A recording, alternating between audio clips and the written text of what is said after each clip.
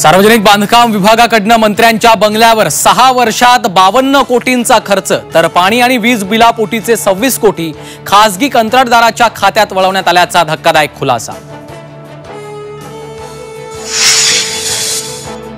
शरद पवारांचा नवा डाव, भाजपमध्ये गेलेल्या माजी मंत्री सूर्यकांता पाटील पुन्हा पक्षात तर सोडून गेलेल्या काहींना आमचे दरवाजे खुले। राष्ट्रवादी आमदार जुन्या नेत्यांना शरद पवारांचे सूचक संकेत।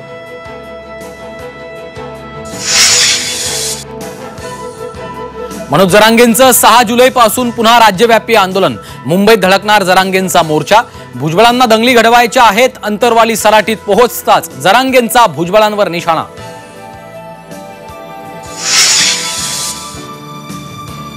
संसद अधिवेशनाच्या दुसऱ्या दिवशी महाराष्ट्रातल्या खासदारांचा शपथविधी, ठाकरे गटाचा विरोध असतानाही रवींद्र वायकरांचा शपथविधी तर नगरचे खासदार निलेश लंकेंची चक्क इंग्रजीतून शपथ, विखेंना प्रत्युत्तर। किनारपट्टी पश्चिम घाट परिसरात 3 दिवस पावसाचा जोर राहणार, विदर्भ आणि उत्तर महाराष्ट्रात मेघगर्जनेसह पावसाचा अंदाज।